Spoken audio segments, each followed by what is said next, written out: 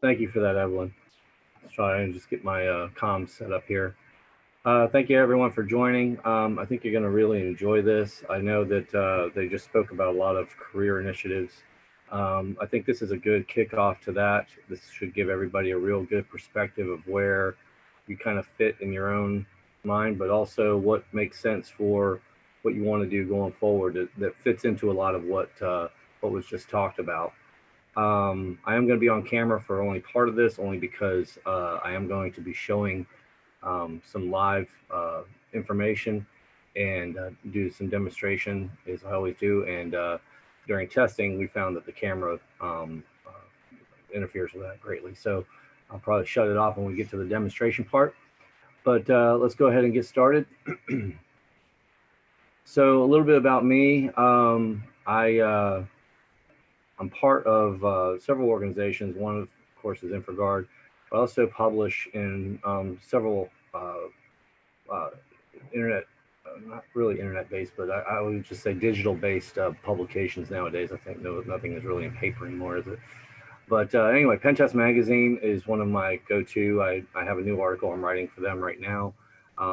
It's an international publication. If you're not familiar with it, I would suggest checking it out. One thing you'll find with all of their publications is that they are people like myself that contribute to this. Sometimes they put their name in there, sometimes they don't. Sometimes they put a handle, and it's just what we're trying to do is just give back. This is our way of giving back. We don't get paid for this. This is a complete voluntary thing. So um, the InfraGard is an FBI program. It's overseen by DHS. It's a private public partnership initiative. They also do other types of activities, which I'm going to get into later.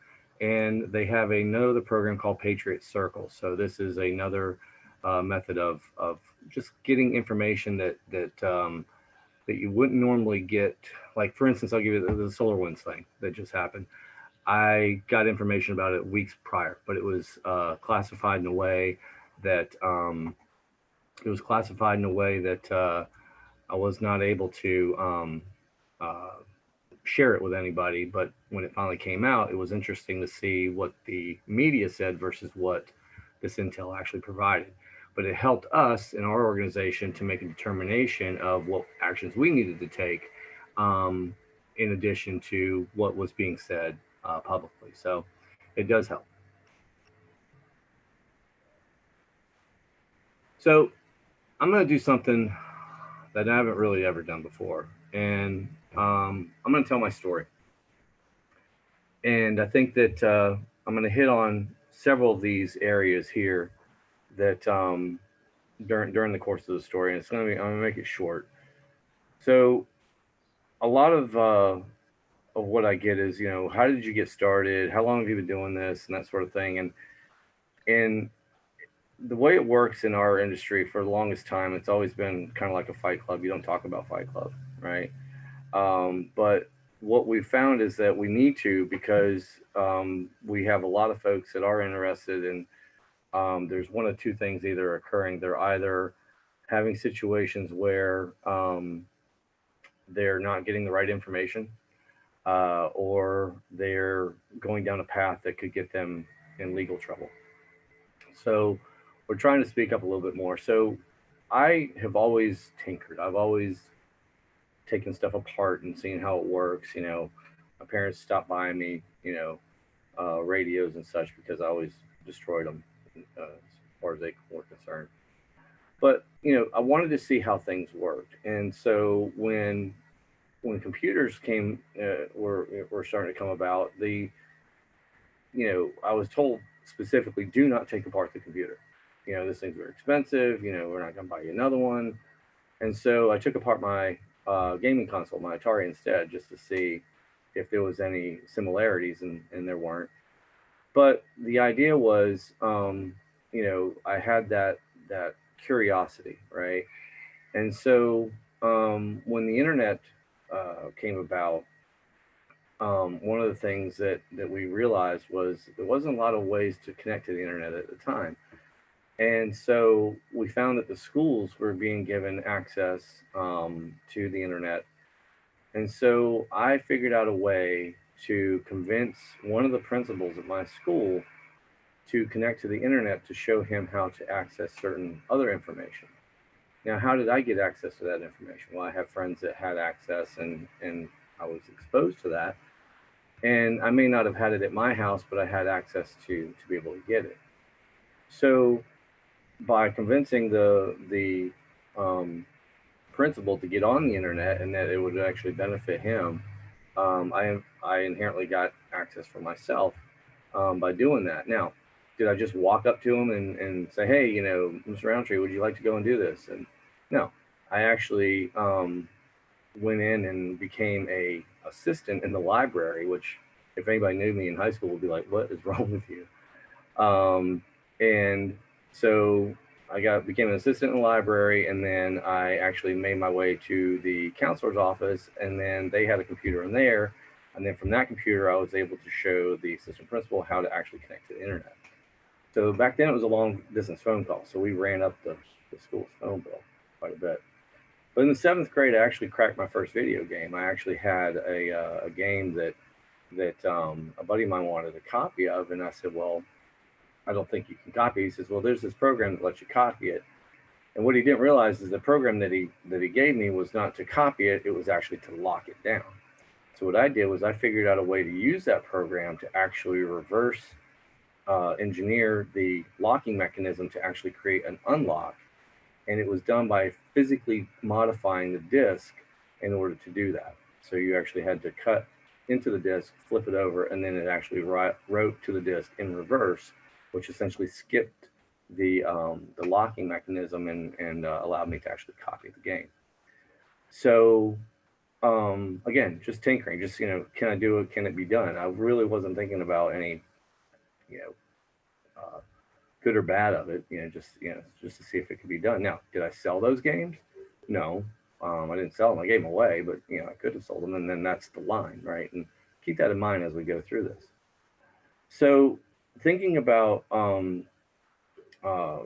moving on and getting into more IT and dabbling into things, unlike today, where you have all of these different avenues available to you and all this stuff being thrown at you to actually take part of. We didn't have that back then, so we had to learn various systems and how things worked and the methods of them and how to communicate about it and things like this.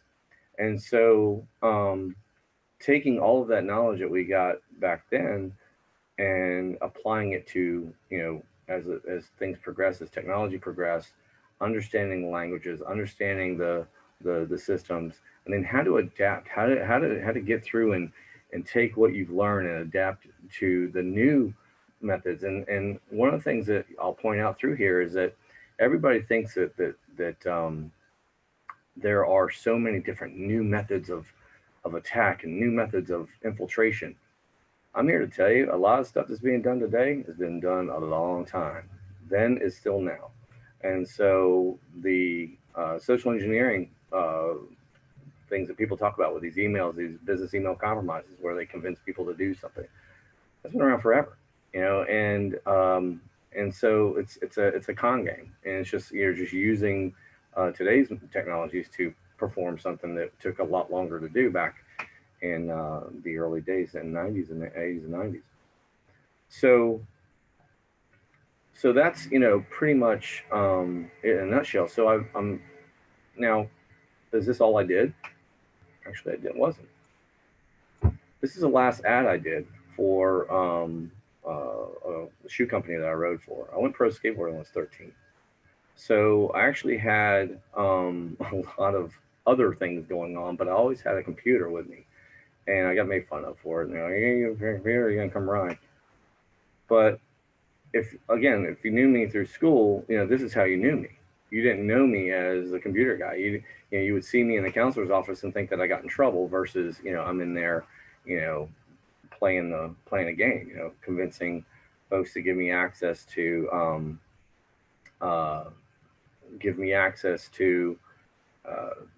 paper that is being used to put report cards on, so we can print out report cards. And that's a whole another story. But anyway, the point is that, I wasn't always, a computer guy. But I went from entertaining, kids, doing this to educating kids at cyber camps. This is FBI cyber camp that InfraGard does. FBI picks 35 kids a year to do the cyber camp, and they're handpicked. And we want to make sure that these kids actually are interested in what we're doing. So here I am a few years back, actually speaking with the kids about, how their identities are being, or can be manipulated. And at the age that they're at, these are high schoolers, the age that they're at, they're still in that early stage of where they could actually start forming their identity. And so taking everything that I learned early on and the adaptation of that, understanding how to, from a language standpoint, communicate it not only to folks that would be in senior management or at the C level, but also to folks like this to say, here's what you guys need to do. Now, I showed them some really cool stuff. I didn't, scare the bejesus out of them, but, I got a lot of questions from these guys afterwards about, things that they were doing. And a lot of it was around, am I crossing the line? And we'll get into a little more of that later.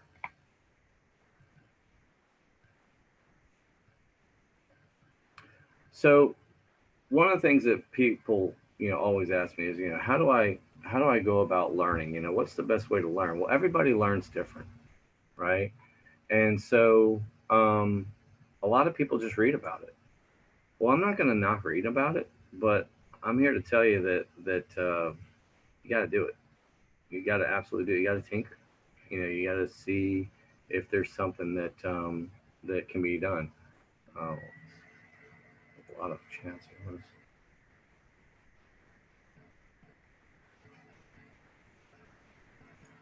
Okay. Sorry, I got distracted there. I thought somebody was asking me for something.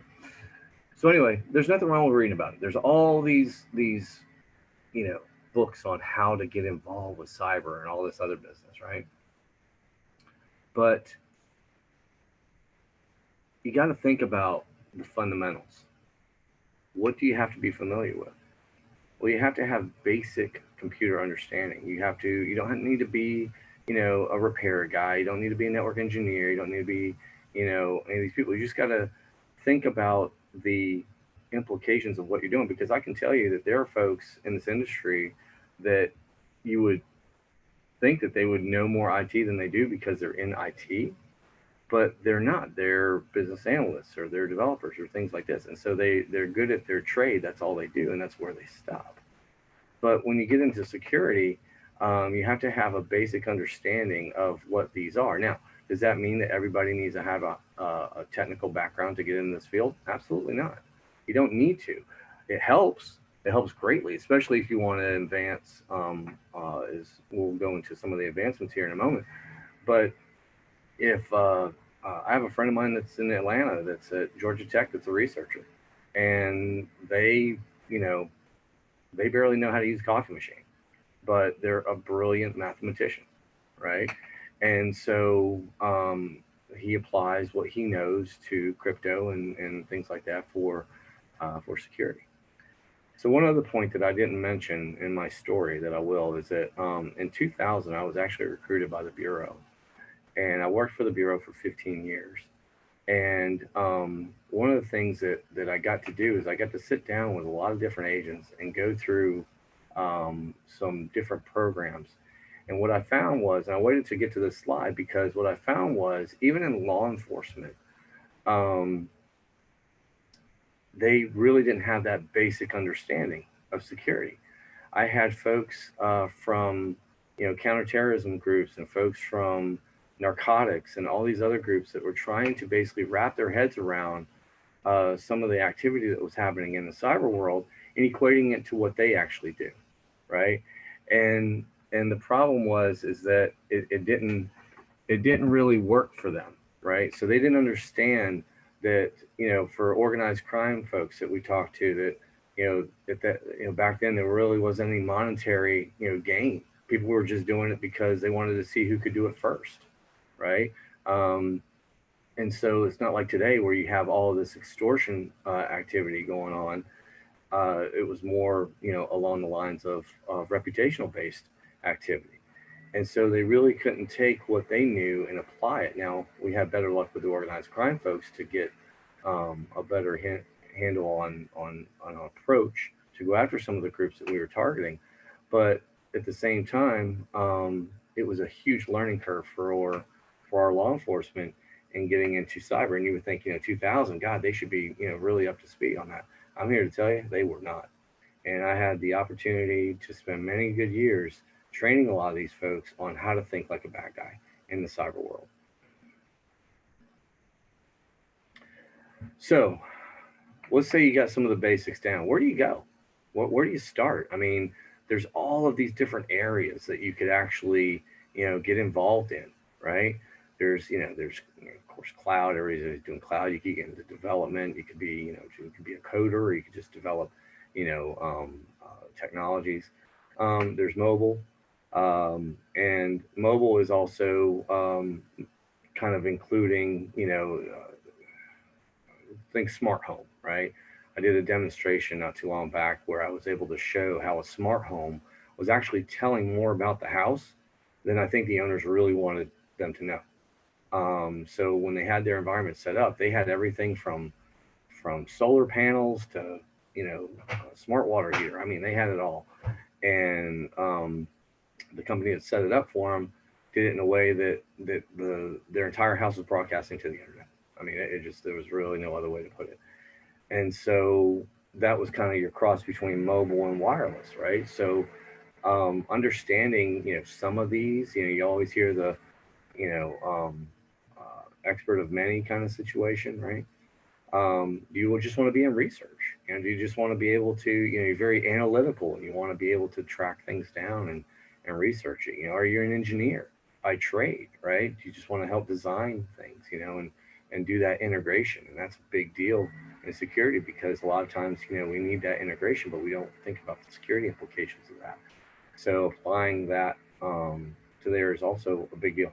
I had a meeting yesterday with an organization that has been constantly going on and on about how to make things work. And I'm here to tell you that security was the last thing on their list. And so they made a comment yesterday, and I said, "Hey guys," I said, "you want to improve this environment and redesign it and all this other business." I said, "I went ahead and did, I called it an audit. It was more of a security assessment, but I call it an audit. And I said, I have all these outputs from this environment. And I said, we could kill two birds with one stone here." So we had a guy that engineered this whole new solution, and I sent him over the security schematic, if you will, and he just kind of lined things up, right? And he's like, this was actually pretty easy to do. So here's a guy who's an engineer who actually got his first, he's always thought about security being as an inconvenience to what he was doing. It's like, it's red tape, it's a roadblock. But the way I was able to present it to him, he actually saw how, while he was already going to be doing this, might as well do this piece too, because it isn't going to take that much work. And that's the other part of it too, is that people look at it as work. It's too much work.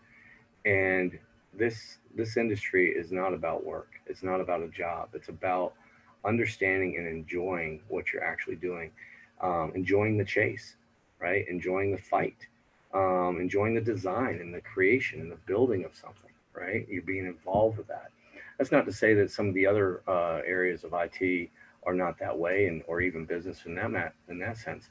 But there are a lot of people that really get to the point where they determine something that's just a job. And think about that a little bit while we move on into the next phase. So passion is what I was getting at, right?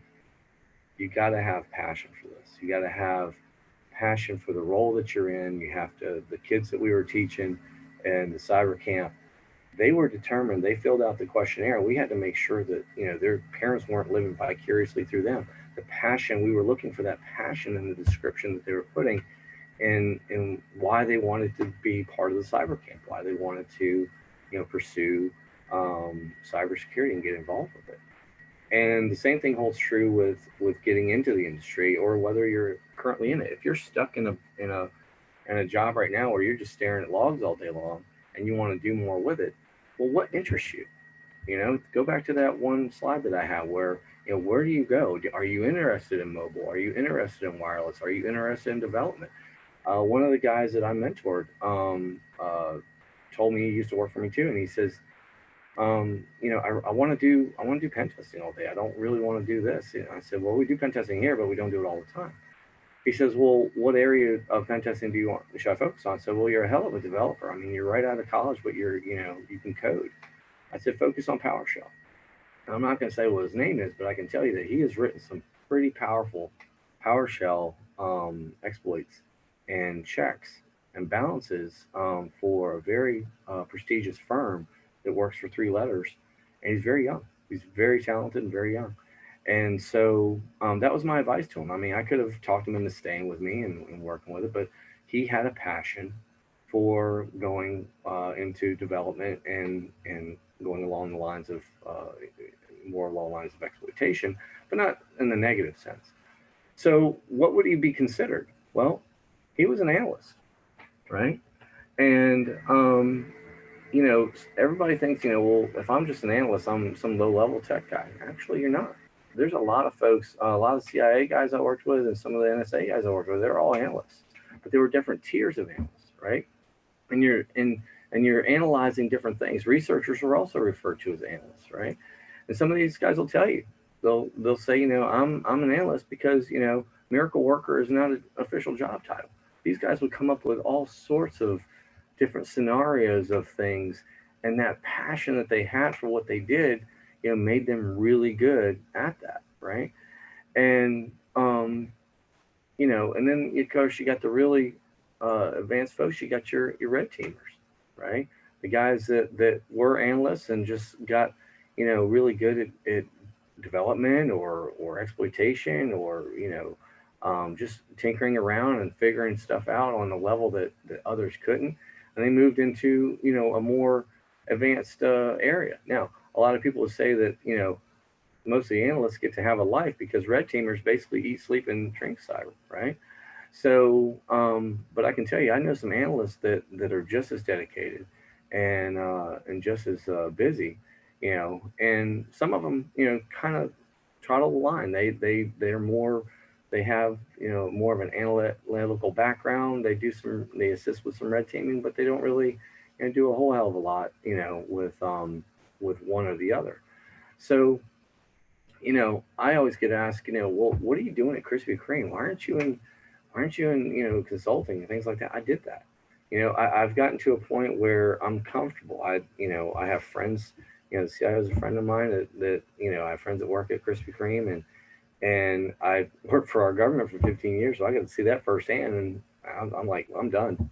So and then consulting was just not really a thing for me, and I like being among friends and being able to focus on contributing to a single factor, which is Krispy Kreme, and helping improve, the program here. And this is something I'm developing, something I'm creating, right? Not to knock consulting. I mean, it just wasn't for me. It's not for everybody. Some people are very good at it. Some people love it. Some people are passionate about it. But you know, uh, people ask me, "What are you passionate about? What is there a particular area of cyber that you're passionate about?" And the answer I give for that is this, and that is, I have an appreciation for the bad guy in the sense of what they did to create that exploit or actually get to where they were able to um, infiltrate, an organization or a system and that sort of thing. I admire that because I know how much work it takes to get that, right? So having that admiration for them helps me also take and reverse that and figure out, okay, I know what you did, I understand what you did, I appreciate what you did. How do I make it to where it doesn't happen to me, right? So, so my passion is the same thing that that I told the FBI is that, I like to follow the danger and determine how to protect from that. And that's why you'll see, if you ever look me up, I always say that sometimes bad guys make the best good guys, right? So does it cost anything to do this? I could tell you that yeah, I'm 90% self-taught. I really haven't paid for much of anything. But today there's so much opportunity that wasn't available to me, and I'm thinking about, okay, what would I spend my money on? Would I pay to take some of these courses that are out there? And and yeah, I would, because I found with programs like the like offensive security has, they have some great programs that are a lot. They're practical based. They're not all tests. Anybody can take a test, right? But they're practical based. Can you actually do it, right? And so I think that that being able to show that is important, and you have to pay for that. But there are very, just as much as there is so much to pay for, there's a lot out there that is available to you for free. I mean, hell, I mean, there's a website, or not a website. There's a YouTube channel called Hack Five, and they go through, all sorts of different training scenarios for all different types of technologies and things like this. And you could search, for many. And I'm just thinking, God, if I had the access to that when I was growing up, I'd just be thinking how dangerous I, would have been back then, even more so. But so a lot of times where the money part comes into it is, of course, the certification. And in the private sector, if you're in a company, may or may not need that certification, may help you get in the door or whatever. But it's kind of like one of those things where, do you want me to get a piece of paper that shows you I know how to fix this problem, or do you want me to go fix it, right? But then in consulting, it's an insurance policy, because the firm is selling you as an expert in this field, and if not, just ask Tripwire how that worked out for them. So, by doing all this, does this make you a hacker? Well, a hacker by definition is never, everybody thinks negatively, and it's not. It's not a negative. Uh, it's a negative stereotype is what it's turned into, but it's not. I mean, it's people who basically are curious beyond the norms, and we want to see a lot of times, why things work the way they do, and can it be used for very bad things? Absolutely. And everybody says, well, why don't some of these guys that are doing this stuff, negatively, do it for the positive? I know guys are doing both. And as much as we try to talk them off the cliff, they won't come back. So, but there is, the mastery of it, right? And what does that actually take? It's knowing, being, and doing.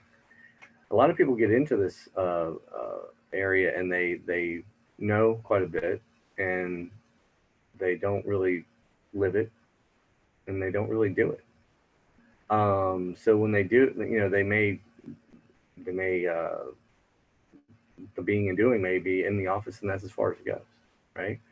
But what we've found is, in this industry, you have to apply it to what you do personally, because your personal habits also reflect, how you perform, in the company. So if you're going to tell somebody that it may not be a good idea to use this service or do this, but you're not, eating your own dog food, then what does that really mean?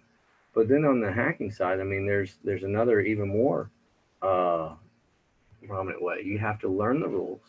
You have to understand how to bend the rules, and then determine whether or not you're breaking the rules, right? And this is what we told the kids at the cyber camp, is that there is a line that you just, you're going to get up to, and you just don't cross it, right?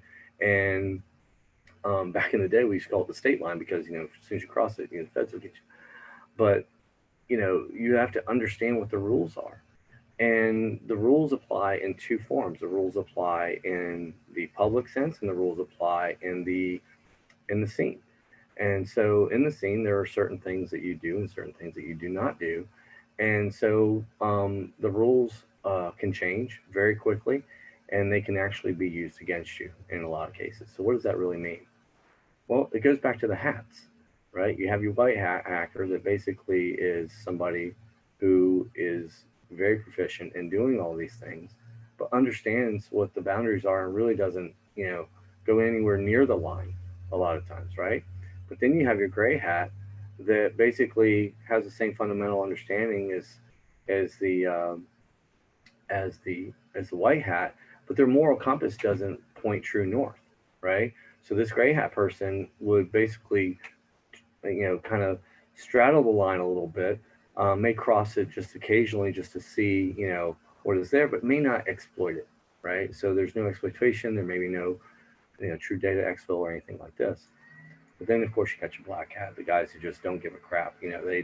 They've crossed the line and they're not going back. And I've said that sometimes, some of the things I did for the bureau, we had a license to do black hat stuff, but there was also a line that we couldn't cross. It was kind of like an in between here that U.S. Attorney's Office kept continuously reminding me existed. But there's other hats, and if you've been in this industry long enough, that you know that this is it's funny how they've settled on these, but there are other colors, including green and red. Um, but what other solutions are out there? How do you test to see if you got what it takes? If it's something that you are passionate about and you want to see, hey, I know something. Let me see, how far I can go with what I know. Well, there's a lot of resources out there. Hacker 101 is one of them. Defend the Web is another one, and Defend the Web, basically has a full, community and support environment. Um, they, run you through different levels of training and that sort of thing. You can do it at your own pace. Hacker 101 is the same way. But then there's a game called Hacknet that's been around for a really long time. It's kind of funny, but it's the basics. Do you want to see what it can do? So I'll tell you what. Let me show you what Hacknet looks like.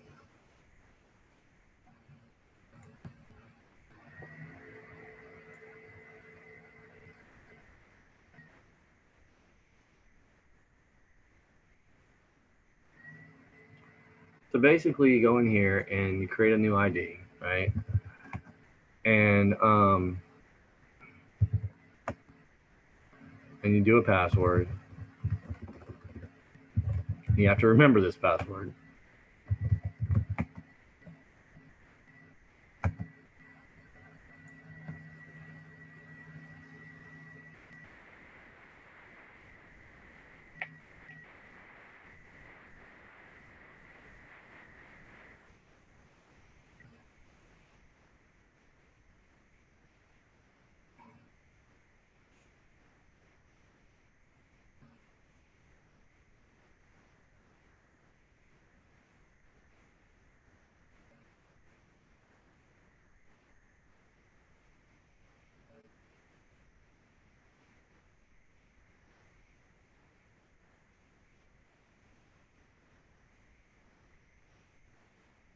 Well, it spun up earlier faster, but maybe because all the stuff that's on.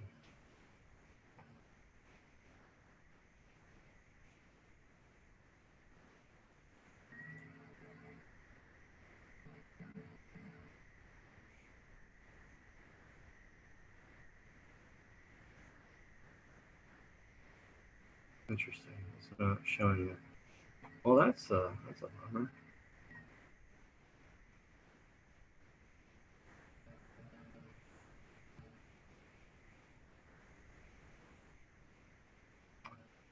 It may very well be because of the shared environment that we're actually turned on right now. It may not work. I apologize. I didn't fire this up to see beyond that. But anyway, what you do is you basically go in here and you go through everything from your standard, access requests to uh, all the way to exploiting an actual system, right? So it's interesting, kind of a game to play, and you take what you already know and you go through it. Now, if you have trouble, it gives you hints, and it will actually help you through and help you train to do it as well. And the other solutions do the very same thing. The last thing I'll show everybody is pretty much where you end up. So I talked about all the different areas of focus that you could have. And so these are essentially some of those areas that you can get into that you either want to focus on individually. You could do, reverse engineering malware. You could focus on, exploitation. You could, focus on information gathering, which is the research stuff, malware analysis, which goes back to the reverse engineering. So, and there's several tools that are out here that basically are designed to do all of these. And every single one of these is free. They're all out here, right? Um, they're top secret tools. But the vulnerability analysis, web application attacks. I mean, it's all the stuff that we talked about earlier. You know, all of this stuff is free and it's available out here to try on your own. And one thing I will tell you though is if you do it, make sure that you're in a contained environment. And if you do decide to go out and get on the internet and do some research on this, what you're going to find is that you're going to be redirected to some places that are not so favorable. And and you're also going to find some commercial tools that are out there like Acunetics and NetSparker and Nexpose, of course, everybody knows Rapid7, and some of these other ones, Core Impact, and Burp's free. Well, you can't pay for it, but the idea is that there's commercial, and then there's non-commercial, and the non-commercial stuff, while you're going out there and it is free to get to, you could very well find yourself in a place that is not in the best interest to be in. So make sure that you're encrypted when you go. Just make sure that you have an active encrypted session that you're connected with. So with that, I'm going to basically go back to the presentation. Go ahead and pause this.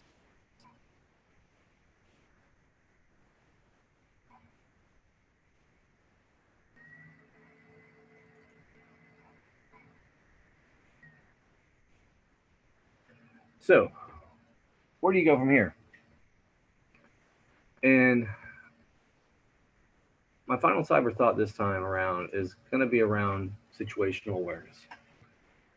I can't emphasize this enough. What you do right now and how you've basically presented yourself online will also help you steer where you go in this industry. What do I mean by that? If you decide to become a red teamer, it's not a matter of if your information will be used against you. It's a matter of when will your information be used against you. It's an ugly part of what we do. Even as an analyst, I've seen analysts get completely railed and sidetracked and sideswiped rather by situations that they found themselves in that they thought were completely innocent. So while you're looking for other issues related to identity, pattern matching, behavior, AI, machine learning, all this other business that you're pouring all these resources and energy into learning, you got to think about what you're doing for your own type of activity and your own identity and how you're connecting and the types of things that you're accessing and all the stuff that you're putting out there. Because it goes back to what I was saying about eating your own dog food. If you're not taking the same precautions to protect your own identity, to protect your own data, to protect your own connection, then it's going to make it a lot more difficult for you to be able to do it for somebody else. So the best way to learn how to progress in this industry is take a step back and look at how you're conducting yourself, right? Are you using VPN on your phone? Are you using VPN on the connection that you use for your personal computer, not just your work computer, right? So, and I keep going back to, how you're doing everything personally. Your company is already taking part in making sure that certain aspects of the business is protected, the data and the connections and so forth. But at the end of the day, you're the target. If I need to get into the company, I'm going to figure out who the best person to go after is. It's not whether or not your firewall is one particular brand or another, right? If I can get to you, then I can get you to do something for me, right? And all that is based on how you're exposed out there, what your exposure factor is from a cyber standpoint. So understanding your situational awareness when it comes to your digital footprint is the first step in making sure that whatever direction that you want to go in this industry, that you have your own personal foundation set to where you can basically build off of that and help progress towards securing others. One of the things I like to point out is this map here. A buddy of mine gave me this. I always go back to it. I've been using it for years. But think of it this way. When you go and talk to somebody, at least back when we were in the office, right? But when you go and talk to somebody, a lot of times you be in the hallway or whatever, and you're just like carrying on because the conversation could be general, it could be innocent, whatever. But let's say the topic changes. What do? Right? You may lower your voice a little bit so not everybody can hear in earshot. You may relocate to a different room, right? And have a more closed conversation. Even in that closed room, you may lower your tone a bit, right? You may also move so certain people don't see you talking to somebody else, right? And so what we say is take all those physical attributes that we take into consideration when we want to have a private conversation. We want to secure what we're saying. We want to make sure that it's not being overheard, and apply it to cyber, right? So you always hear these things that people say, this is listening, that's listening. Yeah, they are. So how do you reduce that? How do you make it to where you still have the convenience of using a lot of these things, but you're not overexposing yourself or your organization as part of it? So the negative side of this industry, unfortunately, is overexposure and the exploitation of that overexposure of individuals.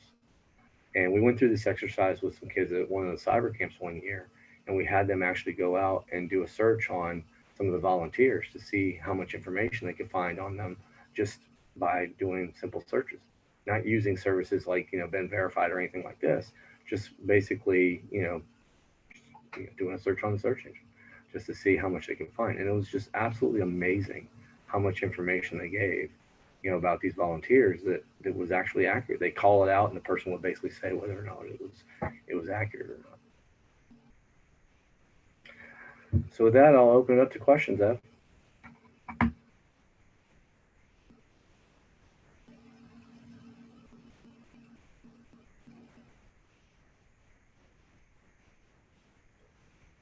Thanks so much, Mike. Gosh, I've been taking notes all this time while you were talking, but any questions, anyone? Hey, this is Chip. Can you hear me? Yeah, I can hear you, Chip. Hey, I've been an IT professional for going on 17 years. I was May 1. I was laid off from an IRS contract. The prime holder lost the contract. Long story short, I've been out of work for about 7 or 8 months. I did some work for Tech Systems back in December with doing re-imaging of workstations. I can say it. We all know who it is. Guilford Tech got hit with ransomware, and I was part of the team helping out there. And not something I normally do with re-imaging workstations. I used to do that 10 years ago. But I've been a systems admin, and I've been a technical trainer. I've worked for the federal courts for 13 and a half years. I worked for a private law firm. I've done different things. I've been looking, at security roles, and it seems to be there's so many roles out there, but it seems to be a challenge to break in there. Education wise, I have a master's degree, equivalent of a master's degree in computer science. I don't have my Security Plus. I don't have my CISP. I'm working on my Security Plus. How can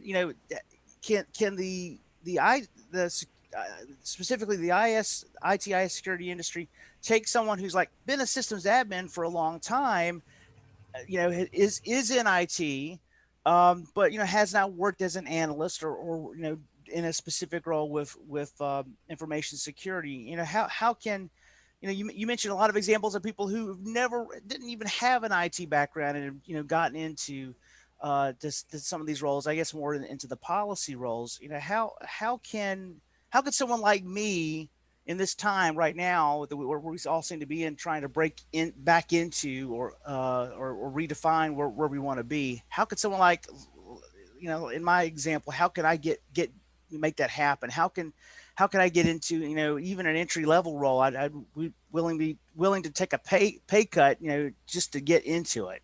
Right. So one of the things that I kind of chuckled about, I wasn't laughing at you, was when you said master's degree and that's because it's when I went to work for the bureau, that was one of if you want to be an agent, you have to have that degree. But to do what I did, there's kind of a different way that they bring us in to where we don't have to be. So we're almost like consultants. We don't have to have those requirements. So it's and so the reason I say that is because they brought us in because what we're capable of doing, right? When we were doing the healthcare gov red teaming with the healthcare gov stuff, they brought us in because of what we were doing. It wasn't based on credentials, and that right there is what's missing.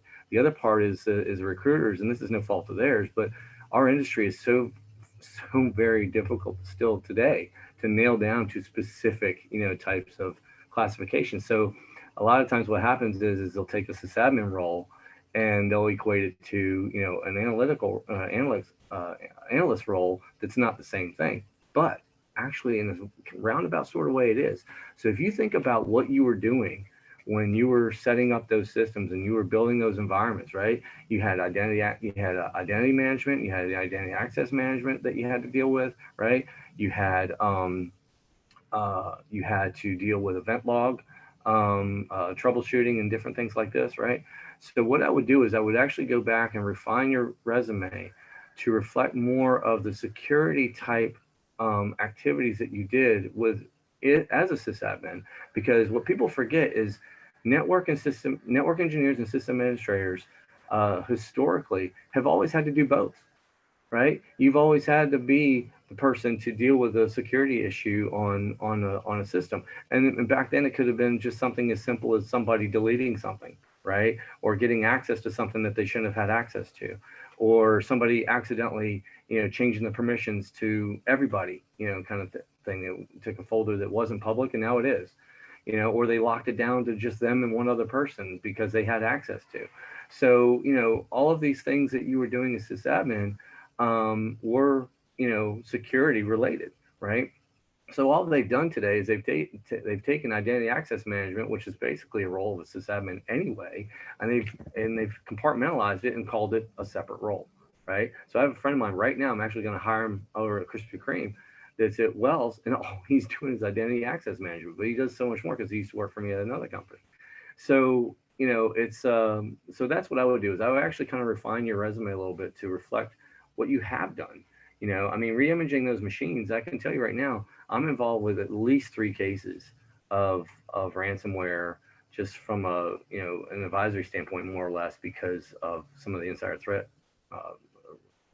items. But what I'm getting at is that there are folks like yourself that are needed, but when you're classifying yourself as a sysadmin, then that's where you're cutting off your nose despite your face, unfortunately, with this work. So I would just kind of refine it a little bit to be more of a analyst, and you can call it, you can say security, just put security analyst or analyze security, whatever. Just make sure you incorporate more security language in there, even though you're not lying. You did the job, you did the items, you did the tasks.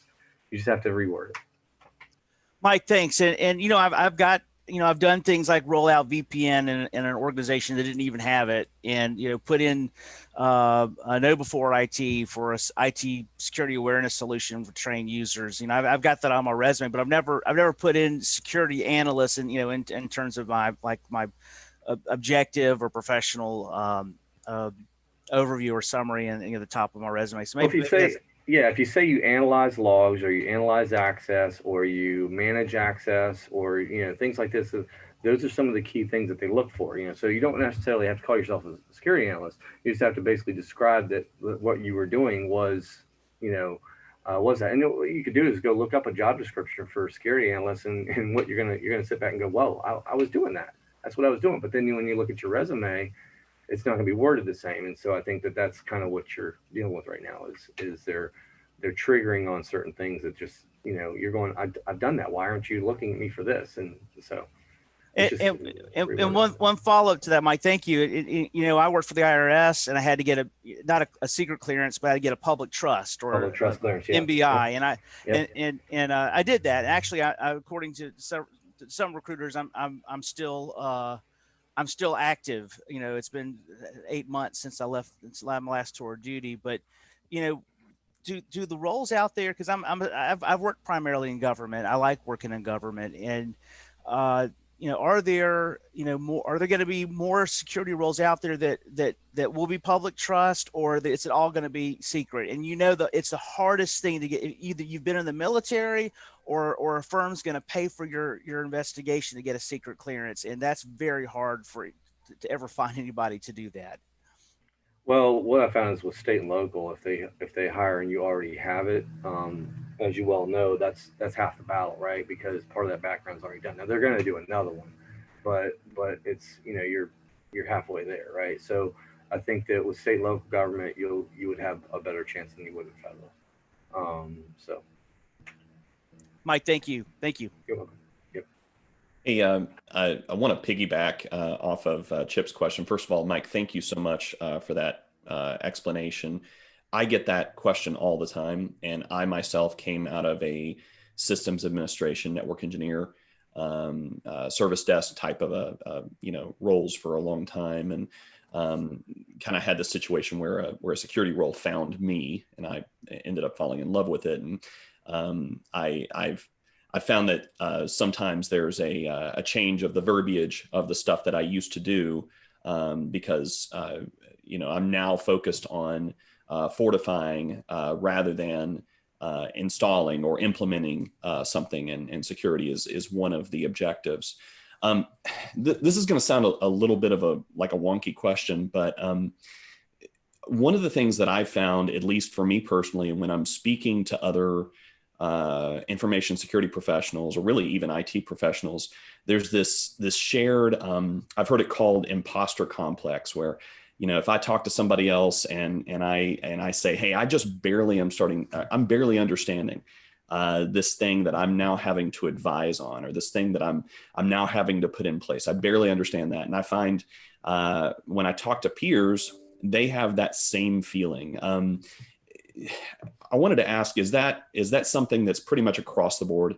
Everybody has that imposter complex. Everybody has that deep down vulnerability of insecurity, I guess is the better word, of we just barely understand what we're doing. I have a T-shirt that I made. I got to make some more of it. But on the front it says, and everyone's gonna laugh, it says insecurity on the front, and on the back it says insecurity. Yes. So it's a huge problem, right? And there's folks in my line that I haven't really been shunned by the scene, but I can tell you that there's some folks that are very upset with me for some of the things that, like this, what I just showed you today. They would absolutely lose their mind. In fact, I showed you the RT8, but at the same time, we're all about giving back, and part of, I mentioned the whole Fight Club thing earlier. There's two pieces that we two forms of determination that we have, and one is if we ever meet somebody who immediately starts giving us their resume in the conversation, we will stop talking to you. We won't talk to you anymore, right? The other one is if you start immediately talking shop, then we will engage you more, right? So what does that mean from the statement that you made? I take that as not so much as how to filter somebody, right, but how to determine where their level of interest is, where their level of vulnerability is, right, and how to help build on that. Okay, so I flip it around on how to basically give you something that you can work towards next, rather than doing that. But you're right, a lot of these folks, they know what they know, and they keep it close to their vest, and they don't speak out beyond that. And so that right there can be your biggest vulnerability when it comes to not only doing the job, but also if you're out here pursuing some things on your own. I can tell you that if you ask the wrong question in a forum that is not a normal forum, you will be targeted. It's you got to be very careful about how you say things. One of the things I advise people to do is, if you actually find yourself somewhere where there's a lot of information, you're like, wow, there's just so much stuff out here, and there's I could get all this stuff. In fact, you know what, I'm gonna do you guys a favor. I'm gonna show you an example of what I use.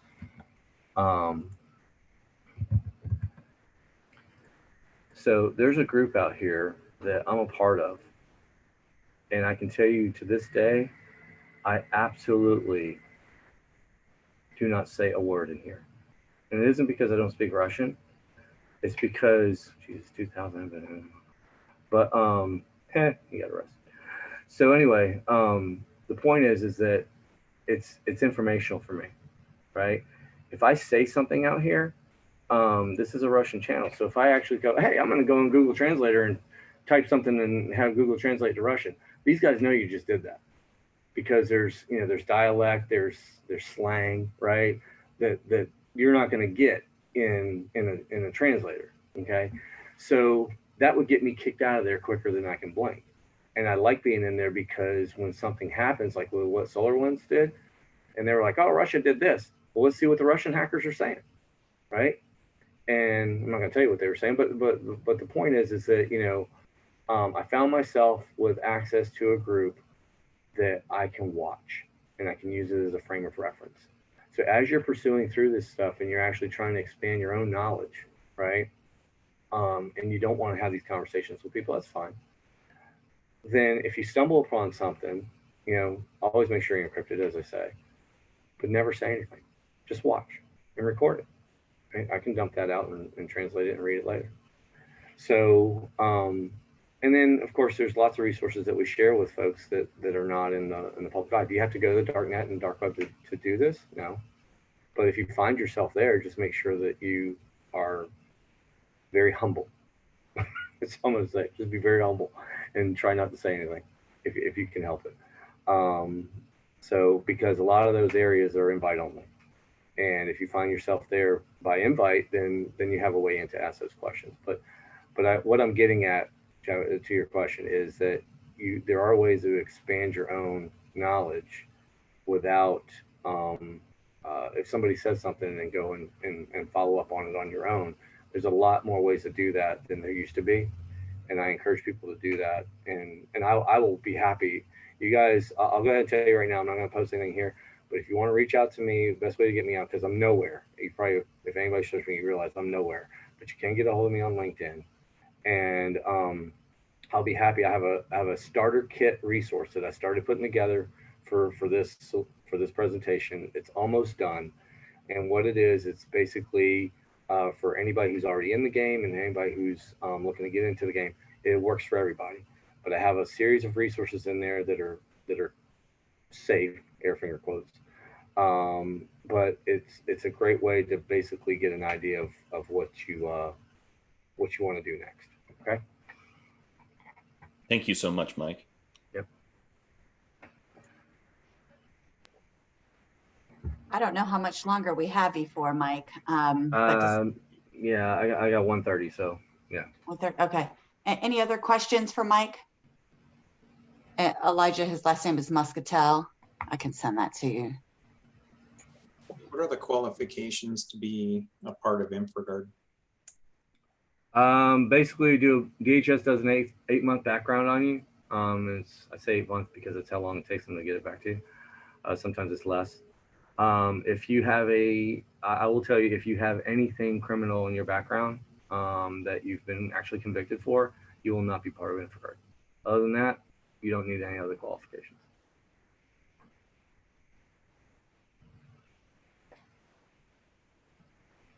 Now you could have had it expunged, right? But as long as you weren't convicted and done time, then you're fine. So DUIs don't count. Somebody asked me that the other day. So. Well, I'm thinking I'm 40 now, and I think when I was 18, I had a shoplifting incident. Yeah, no, that won't matter because that's not federal. So. Hey, this is Nate Pruitt. I just wanted to piggyback off of that. I applied for my InfraGard, I think sometime mid last year. It took them about 3 months, and I think they're even posting that on their website right now. And I was kind of surprised because I was told it would be about 8 months, if not longer. So yeah. So if you go ahead and apply for it, well, maybe 3 months. It also depends on if you had any service. So if you have a service record, that helps. So it depends on if you've had a government job, I mean, there's certain aspects of it. Like since I work for the Bureau, mine was like almost immediately approved. So, but there's some that can take longer, but generally speaking, you're right, Nate, it can take about 3 months. I've seen it take about 3-4 months. Yeah. But if you're an ideal citizen, then you shouldn't have a problem. Well, that's not fair. They never get back to me. I wonder what's up. No comment. Yeah.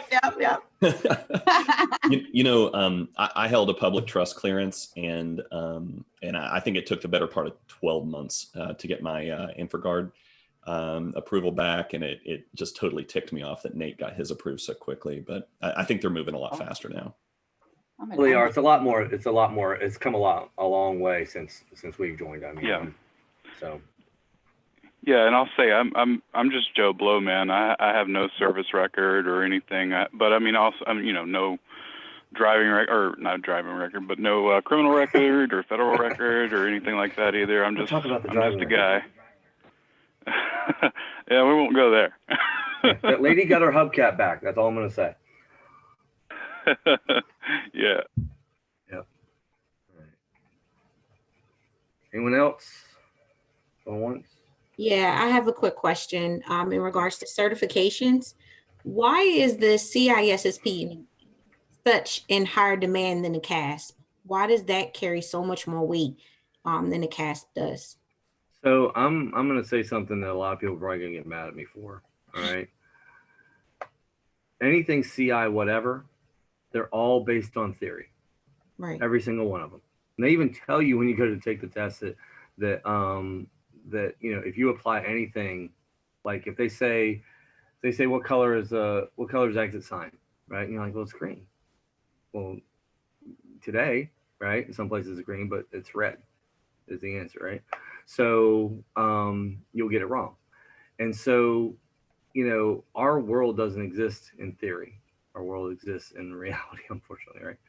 And practicality. And so the CISP is sought after to where it kind of tells everybody, all right, you have a general understanding of everything from systems to contract law, right? Mm-hmm. And so they figure if you can pass that test, then you have a really good general understanding, right? So they've used that as the baseline, and it's today's MS the Microsoft certification, MSCP, I think is what it was, right? So everybody got an MSCP. There was tons of them out there, right? And now there's tons of CISSPs, and they've gotten the test has gotten to the point, from what I understand, to where it's very easy to pass. Whereas back in the day, it was not so easy to pass. In fact, you actually had to use a number 2 pencil. So I think that's what it is. It's a baseline for companies to basically say that the person has a general understanding. My problem is that you have a lot of people graduating with degrees in cyber that have no IT background, right? It's kind of like anybody who's dealt with with one of the big 4 audit firms. How many of you have gotten people to go IT audit and they have a finance background? They have no IT background. It's like, what are you doing IT audit for? So the same thing is that happening, in our industry where, and I can tell you that I was at a government facility not too long back, and these guys came in and said, hey, such and such just got his cyber, master's degree in cybersecurity, and he's going to be the go-to guy and this and that. And so me and another guy just kind of looked at each other like, are you really serious? And I told the guy beside, I said, I don't think he realizes what's happened to him. So we pulled him aside and we said, look, do you have any idea what just happened to you? Because we know that you barely know how to use a tablet, right? So we basically told him, say, look, we will help steer you through these waters, because now you've been put in a place by this government agency that expects you to know all this stuff that we do. He's like, I don't know what you guys do. He goes, I could never know what you guys do. We know that, but they don't know that, right? So, but people are finding themselves in that situation, and so what ends up happening, back to an earlier point, is you have people that get in that are managing perception, Mhm. right?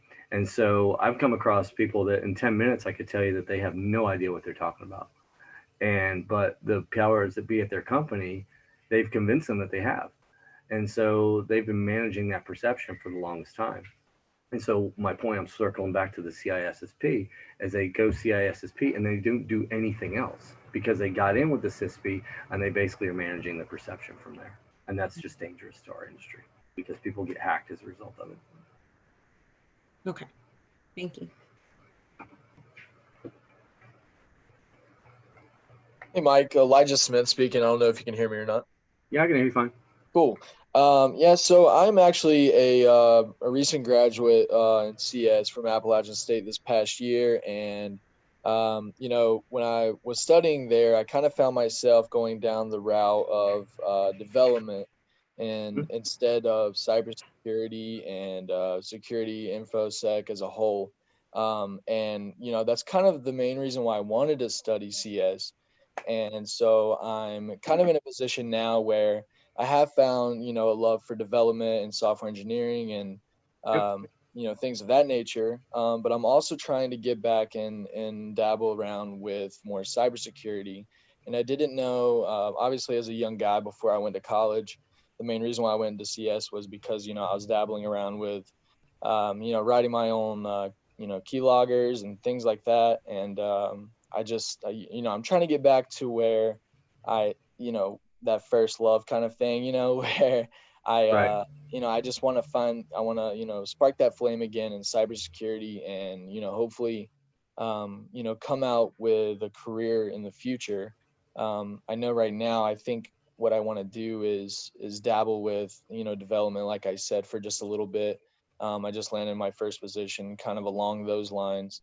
But I'm hoping to, you know, circle back around and come back to cybersecurity. And I'm just kind of looking for some advice there. Right. So I'm going to give you some insider trading information. All right. One of the main targets right now is very weak coded APIs for mobile apps. There's everything from credential stuffing attacks being used to do this. One of the things that people forget is that when you find something in a dark market that is selling gift cards or selling access to rewards cards or rewards accounts and things like this, right? What they've done is they've stolen the API and they've built a integration to basically harvest that data, right? So one of the things that people are saying is like, okay, well, let's focus on how we get our stuff off the dark web. Well, I've seen my dark web presentation and you got a better chance of getting stuff off your credit report. Okay. So what I'm starting to tell, you know, Krispy Kreme and all the folks that, all the global folks, we need to improve our API security, right? So if you're developing it in REST or you're developing it in state or whatever, then you can actually, you know, build in better security. I can tell you that I found a hole in our API that I actually ended up having to let them keep it and then build a security SDK for them to integrate in order to hide it, right? Because I knew for them to fix it, they would have to recode the whole thing. So, so what I'm getting at is that while you're you're looking to develop things, I think that, you know, everybody forgets that all a mobile app is a interconnect back to a hosted web environment, a hosted web app, right? Because you know, some of this stuff can run local, but for the most part, it's running somewhere else. So, and then the other part of that too is in designing the backend environment, how many endpoints are going to be created? If you have one endpoint that basically is doing all the calls, so you got one API that's basically doing the logins, one API that's doing the order tracking and everything else, then, you know, you got one point of failure, right? So part of the design from a security standpoint is to basically break that out to where you have multiple endpoints that are handling those calls. So if you actually do put a security solution in place, you don't break everything in the process of trying to, you know, build security for one aspect of say a credential stuffing attack that you're incurring. So I would definitely focus on mobile. Awesome. Thank you, Mike. And, you know, it's crazy that you talk about, you know, those endpoints and, you know, locking those down and making sure that, you're kind of separating out your things, because I'm as I'm going through and I do my work for my company. I work out of Durham, but I'm just remote right now. I'm a mobile app tester for them, which is, very entry level kind of stuff until I get up to that point where I want to be on a development team.